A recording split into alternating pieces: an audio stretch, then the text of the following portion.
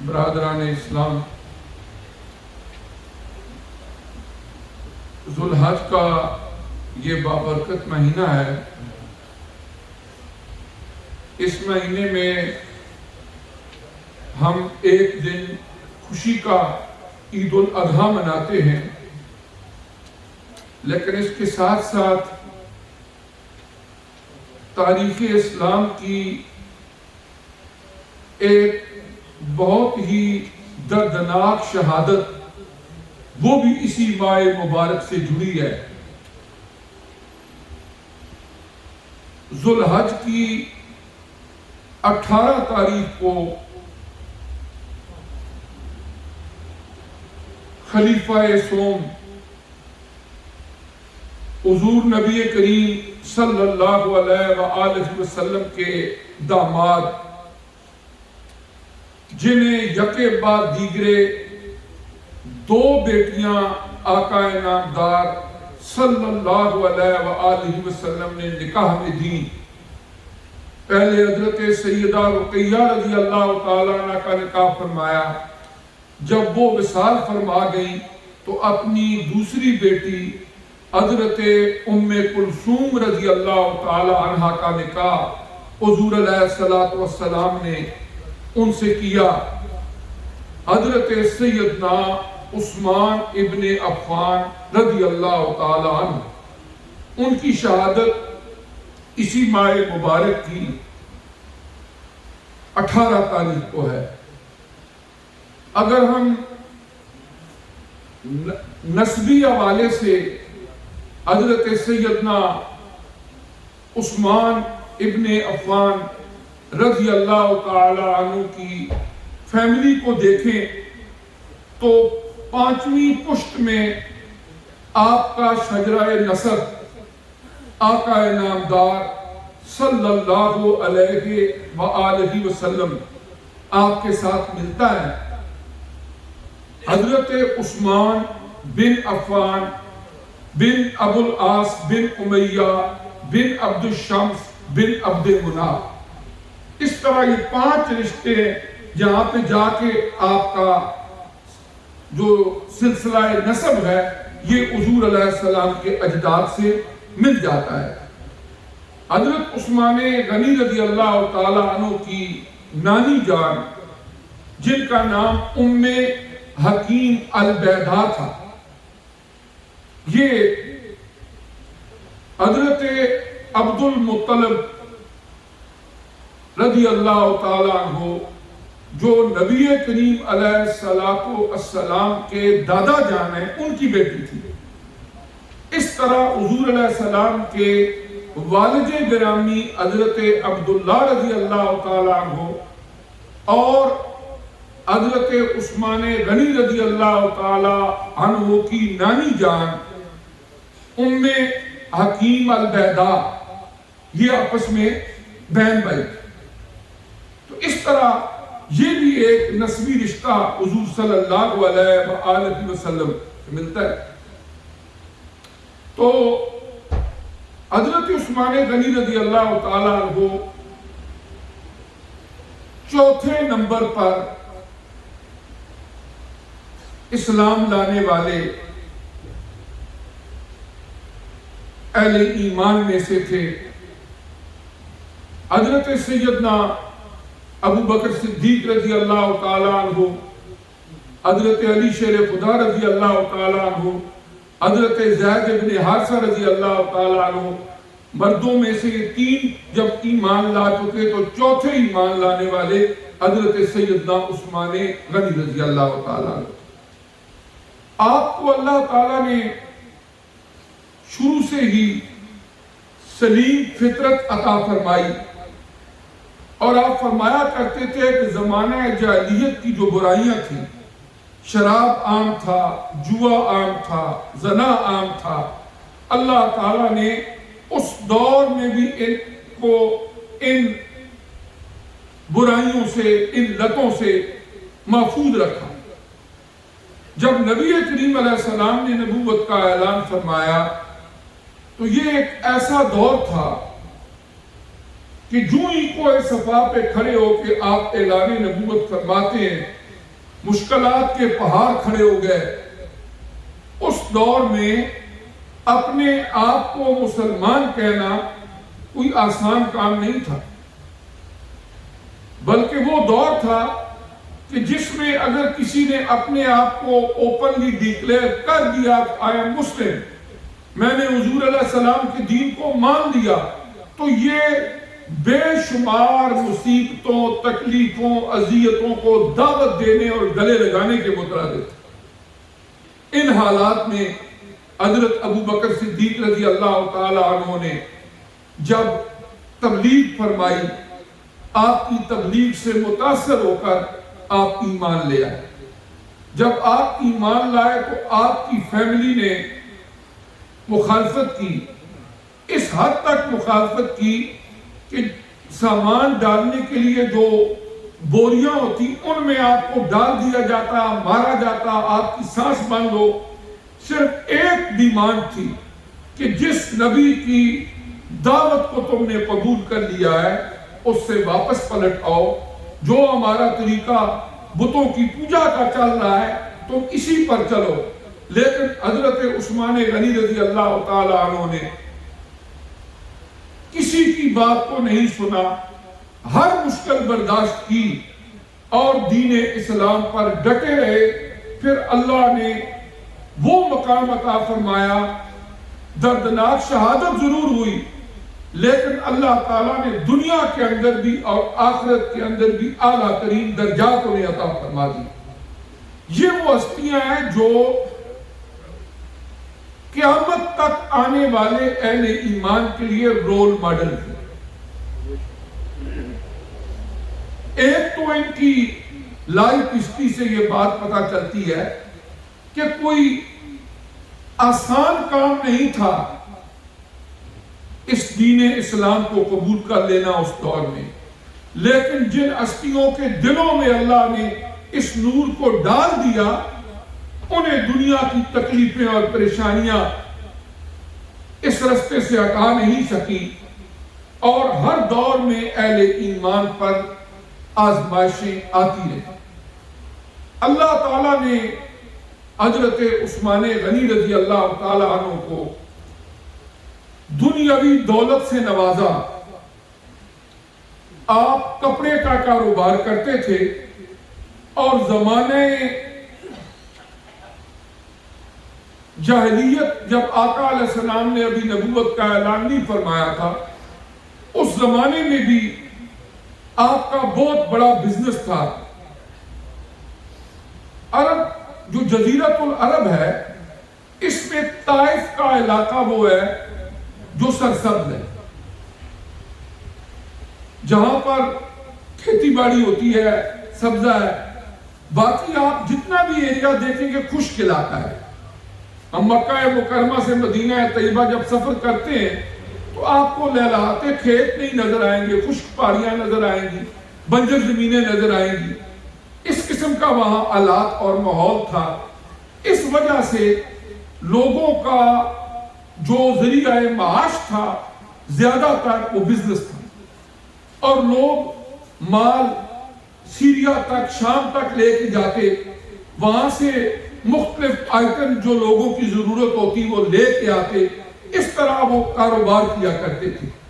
تو حضرت عثمان غنی رضی اللہ تعالیٰ عنہ نے بھی کاروبار کو ہی اپنا ذریعہ معاش بنایا، اور پھر اللہ تعالیٰ نے آپ کو اتنی دولت دی کہ ایک اندازے کے مطابق اس زمانے میں مکہ مکرمہ کے جو امیر ترین شخص تھے وہ حضرت سیدنا عثمان غنی رضی اللہ تعالیٰ۔ اب جب آپ ایمان لے آئے، اسلام کو قبول کر لیا، اب ایک طرف آپ نے حضور علیہ السلام کے ساتھ محبت کا پیمان وفا باندھا، اس کو نبھایا، اور اس کے ساتھ ساتھ جو اللہ نے دولت دی تھی اسے بھی جب کہیں ضرورت پیش آئی، آقا علیہ السلام کی زبان اطہر سے کوئی ایسی اناؤنسمنٹ ہوئی، کوئی آپ صلی اللہ علیہ وسلم نے ارشاد فرمایا، تو حضرت عثمان غنی رضی اللہ تعالیٰ عنہ آپ نے اللہ کے رستے میں جو کچھ ان سے بن پڑا انہوں نے دے دیا. اور ایک موقع پر جس کو جیش الاسرہ کہا جاتا ہے اور غزوہ تبوک کہا جاتا ہے، غزوہ تبوک کے موقع پر حالات ایسے تھے کہ مدینہ طیبہ میں کچھ کارسالی بھی تھی، لوگوں کے حالات اچھے نہیں تھے. ادھر سے جنگ کے بادل منڈلانے لگے جس کو غزوہ تبوک کہا جاتا ہے. حضور علیہ السلام مسجد نبوی میں تشریف لائے، منبر پر بیٹھے، سارے اہل ایمان کو وہاں بلایا اور آپ نے غزوہ تبوک کی اس اہمیت کو بیان کیا کہ اس وقت ہم نے اگر برسر پیکار ہو کے دین اسلام کا تحفظ نہ کیا تو ہمارے لیے بہت ساری مشکلات ہوں گی، لیکن جہاں پر لوگوں کی ضرورت ہے اس غزوہ میں جانے کے لیے وہاں پر مالی مشکلات ہیں. اور یہی وہ موقع تھا کہ جس موقع پر حضرت ابو بکر صدیق رضی اللہ تعالیٰ عنہ نے جب یہ حضور علیہ السلام کی زبان اقدس سے سنا، اٹھے، گھر گئے، اپنی اہلیہ محترمہ کو کہا کہ گھر میں کیا کچھ ہے. انہوں نے بتایا یہ کچھ ہے. آخری سوئی تک وہاں سے اٹھائی اور حضور علیہ السلام کے قدموں میں لا کے حاضر کر دی. اور جب حضور علیہ السلام نے پوچھا کہ اے ابو بکر گھر میں کیا چھوڑ کر آئے ہو، فرمانے لگے اللہ اور اس کا رسول، اللہ اور اس کا رسول چھوڑ کر آیا ہوں. حضرت عمر رضی اللہ تعالیٰ عنہ کے دل میں یہ خیال تھا کہ آج میں نے سب سے بازی لے جانی ہے. وہ گھر گئے، اپنی اہلیہ سے کہا کہ آدھا سامان گھر کے لیے رکھ لو، بچوں کی ضروریات کے لیے رکھ لو اور اس کو آدھا آدھا کر دو، باقی جتنا آدھا سامان ہے وہ میں نے جا کے حضور علیہ السلام کی بارگاہ میں پیش کرنا ہے. وہ لے آئے اور جب وہاں پر پہنچے انہیں پتا چلا کہ حضرت ابو بکر صدیق رضی اللہ تعالیٰ عنہ یہاں پر بھی ان سے بازی لے گئے اور وہ سارا سامان لے آئے. ازالت الخفا میں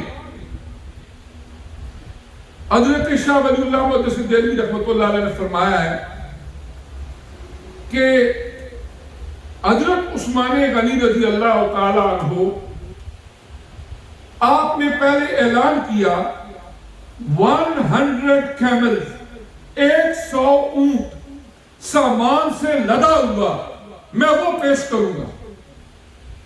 پھر حضور علیہ السلام نے فرمایا ابھی مزید ضرورت ہے، پھر 100 اونٹ، اور پھر تیسری مرتبہ بھی 100 اونٹ سامان سمیت. انہوں نے کہا یہ اللہ کے راستے میں وقف ہے اور اس کو تم لے جاؤ غزوہ تبوک کے لیے. حضور علیہ السلام آپ کا چہرہ سرخ ہو گیا خوشی سے، اور حدیث کے یہ الفاظ مشکات شریف میں موجود ہیں. حضور علیہ السلام نے فرمایا اے عثمان آج کے بعد تو جو بھی عمل کرے گا کوئی عمل تجھے نقصان نہیں دے گا.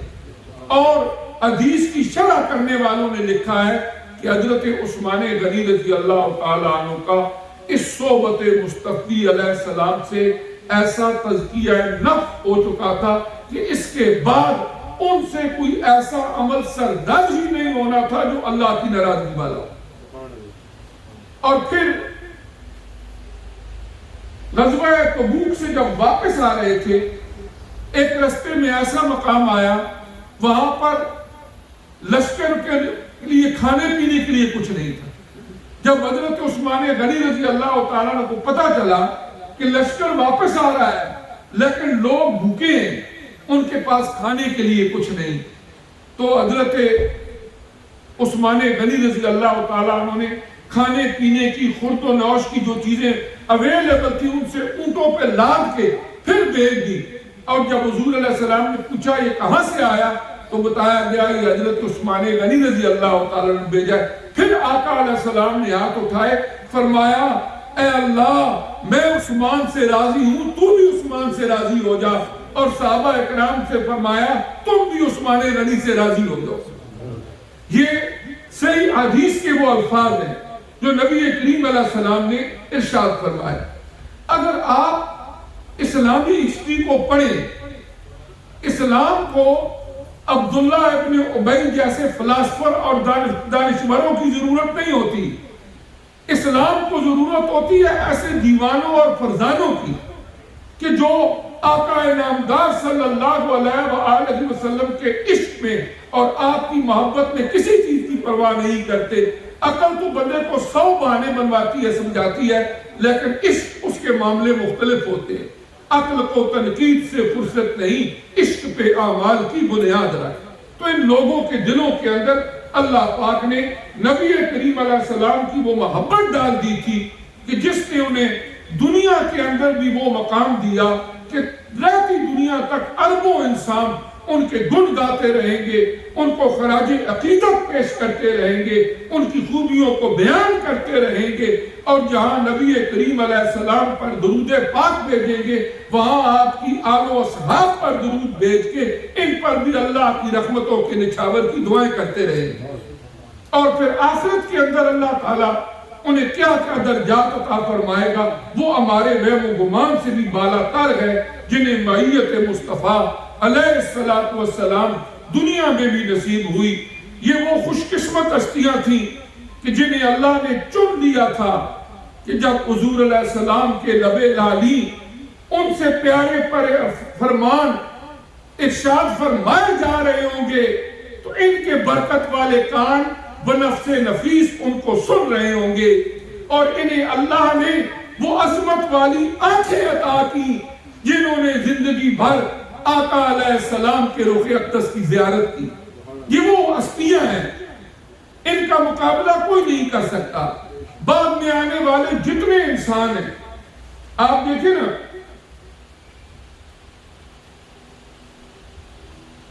اگر حضور علیہ السلام کے بعد آنے والے جتنے انسان ہیں، متقی، پرہیزگار، مشائخ، شب بیداریاں کرنے والے، صدقہ و خیرات کرنے والے، تسبیح و تحلیل کرنے والے، بڑے پرہیزگار، متقی، ان سب کی نیکیوں کو اکٹھا کریں، آپ ایک مینار بناتے چلے جائیں، جہاں پہ جا کے اس مینار کی انتہا ہوگی وہاں سے مقام صحابیت کی ابتدا ہو، وہاں سے ادنا صحابی کے مقام کا آغاز ہوتا ہے.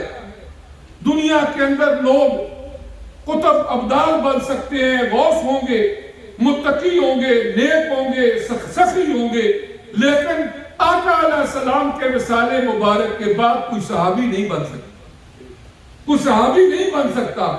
یہ وہ ہستیاں ہیں جو ہمارے محسن ہیں. اگر ان کی یہ لازوال قربانیاں نہ ہوتی تو شاید آج ہم بھی یہاں پر لا الہ الا اللہ محمد الرسول اللہ کی اس صدائے دل نواز کو سننے اور جپنے والے نہ ہوتے. آپ اندازہ لگائیں نا برے صغیر کے اندر جو اسلام پہنچا، بنیادی طور پر تو یہ جزیرت العرب میں تھا. آقا علیہ السلام کا اعلان نبوت جو تھا وہ تو جزیرت العرب میں تھا، اور حضور علیہ السلام اعلان نبوت کے بعد آپ جزیرت العرب سے باہر تشریف نہیں لے کر گئے. آپ کی پوری 23 ایئرز کی لائف ہسٹری پڑھ لے، جب آپ نے اناؤنسمنٹ آف پرافٹہڈ کی، آپ کے وصال مبارک تک آپ جزیرت العرب کے اندر ہی رہے. آپ نے اعلان نبوت سے پہلے شام کا سفر کیا تھا تجارت کے سلسلے میں. حضرت خدیجہ الکبریٰ رضی اللہ تعالی عنہ کا وہ مال لے کر بعد میں انہوں نے پیغام نکاح بھیجا، پھر آپ کی شادی ہوئی، وہ علیحدہ واقعہ ہے. لیکن اعلان نبوت کے بعد آپ تو جزیرت العرب میں رہے.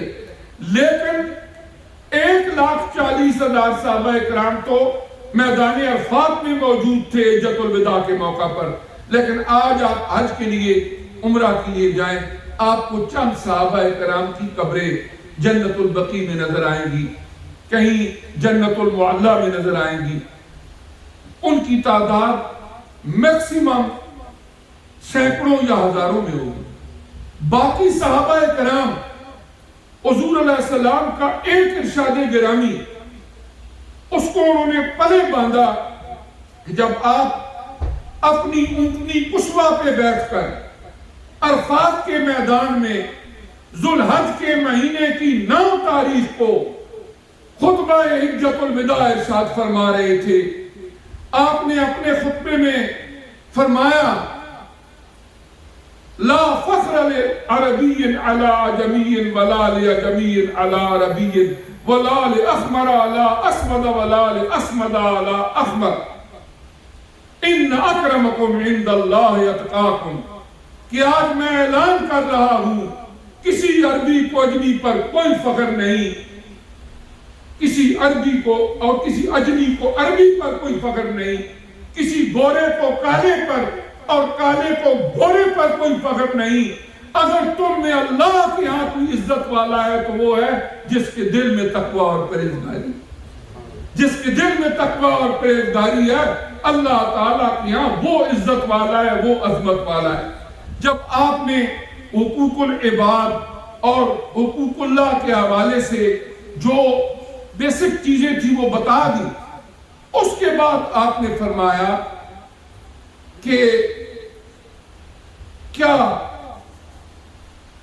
اللہ کا پیغام میں نے آپ تک پہنچا دی؟ ہل بلغت رسالات ربکم. صحابہ کرام کو مخاطب کیا، ہل بلغت رسالات ربکم، کہ تمہارے پالنہار تمہارے پروردگار نے جو پیغامات تمہارے نام بھیجے تھے کیا میں نے اللہ کے وہ پیغامات تم تک پہنچا دیے؟ صحابہ کرام نے یک زبان ہو کر کہا اے اللہ کے پیارے رسول صلی اللہ علیہ وآلہ وسلم، آپ نے وہ پیغام پہنچایا ہی نہیں، وہ پیغام پہنچانے کا حق ادا کر دیا. حضور علیہ السلام کی آنکھوں سے آنسو جاری تھے. آپ نے اپنی انگلی شہادت کا 3 مرتبہ آسمان کی طرف اشارہ کیا اور فرمایا اللہ مشہد، اللہ مشہد، اللہ مشہد. اے اللہ اتنے تیرے بندے گواہ ہیں کہ جس مقصد کے لیے تو نے مجھے مبعوث فرمایا میں نے ان فرائض نبوت کو ادا کرنے میں اپنا حق ادا کیا. اے اللہ تو بھی گواہ بن جا، اے اللہ تو بھی گواہ بن جا، اے اللہ تو بھی گواہ بن جا. جب آپ نے 3 دفعہ یہ ارشاد فرمایا، اس کے بعد جو بات آپ نے فرمائی، فرمایا کہ فَلْيُبَلِّغِ الشَّاهِدُ الْغَائِبُ. کچھ لوگ تو وہ ہیں جو یہاں موجود ہیں، لیکن چونکہ نبی کریم علیہ السلام کا دین تا قیام قیامت پوری انسانیت کے لیے ہے. پہلے نبی آئے، سورہ الاعراف پڑھ کے دیکھ لے، قرآن کی سورہ الشعراء پڑھ کے دیکھ لے. جب کوئی نبی اپنی قوم سے مخاطب ہوتے کہتے یا قوم، یا قوم، اے میری قوم. لیکن جب نبی کریم صلی اللہ علیہ وآلہ وسلم کی بعثت ہوئی، اللہ تعالیٰ نے صرف کسی ایک قوم کے لیے نہیں، کسی ایک جزیرہ کے لیے نہیں، کسی ایک خطہ زمین کے لیے نہیں، بلکہ آپ کو تا قیام قیامت آنے والے سارے انسانوں کے لیے نبی بنا کے بھیجا. تو حضور علیہ السلام نے فرمایا فَلْيُبَلِّغِ الشَّاهِدُ الْغَائِبُ. جو یہاں موجود ہیں یہ میرا پیغام یہاں سے لے اور ان لوگوں تک پہنچا دیں جو یہاں پر موجود نہیں. صحابہ کرام نے اس فرمان کو پلے باندھا، جزیرۃ العرب سے اٹھے. اسلام کی تاریخ کے اوراق گواہ ہیں، ابھی پہلے 100 سال مکمل نہیں ہوئے تھے حضور علیہ السلام کے اعلان نبوت کو کہ دنیا کے 3 براعظموں کے اندر اسلام کا جھنڈا لہرا رہا ہے. براعظم ایشیا، براعظم افریقہ اور براعظم یورپ. 3 براعظموں کے اندر اسلام کا جھنڈا لہرا رہا تھا اور اس کا سہرا ان ہستیوں کو جاتا ہے جنہیں ہم اللہ کے پیارے نبی صلی اللہ علیہ وآلہ وسلم کے صحابی کہتے ہیں، جنہیں اللہ نے یہ اعزاز دیا رضی اللہ عنہم ورضوا عنہ. اللہ ان سے راضی ہے اور وہ اللہ سے راضی ہے. جن سے راضی ہونے کا سرٹیفکیٹ اللہ نے قرآن میں دیا کہ وہ اللہ سے راضی ہو گئے، اللہ ان سے راضی ہو گیا. ان ہستیوں کو اللہ نے یہ توفیق دی کہ انہوں نے اس دین اسلام کو وہاں سے لے کر جہاں تک بن پڑے دشت و دشت ہیں دریا بھی نہ چھوڑے ہم نے، بحر ظلمات میں دوڑا دیے گھوڑے ہم نے۔ اور آج بھی وہ دریا افریقہ کے موجود ہیں کہ جہاں پر لوگوں کے اوپر ظلم ہو رہا تھا اور ظلم کی انتہا تھی۔ بربر قبیلہ وہاں پر اپنی چودراہٹ کے لیے لوگوں کے گلے کاٹ رہا تھا، لوٹ مار کر رہا تھا۔ اور جس طرح فرعون کے نام سے فرعونیت کا لفظ ہے جس کا مطلب ہوتا ہے جبر، اسی طرح بربر قبیلے کی وجہ سے اردو، فارسی، عربی میں بربریت کہا جاتا ہے، ظلم کی انتہا۔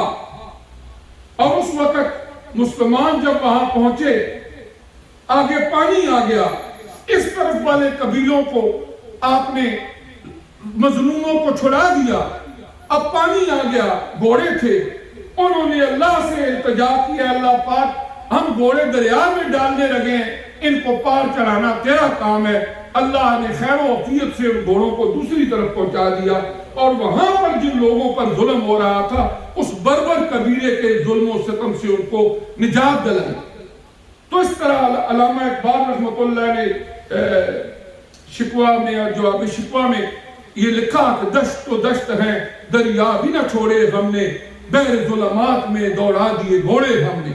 تو اس طرح یہ ہے کہ حضور علیہ السلام کے صحابہ کرام رضوان اللہ تعالی علیہ مجمعین وہ ہمارے محسن ہیں، انہوں نے قربانیاں دی، اپنی جانوں کی قربانیاں دی، شہادت کے رتبے پائے، اپنا مال قربان کیا۔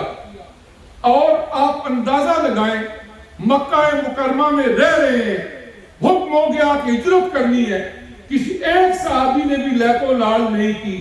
لوگوں کا جہاں پر کاروبار ہوتا ہے، فیملیز ہوتی ہیں، خاندان ہوتے ہیں، گھر بار ہوتا ہے، زمینیں ہوتی ہیں، ان کو چھوڑنا آسان کام نہیں ہوتا، لیکن ایک فرمان علی شان آقا علیہ السلام کا صحابہ کرام نے سب کچھ وہاں سے چھوڑا اور حضور علیہ السلام کے ساتھ مدینہ طیبہ چلے گئے۔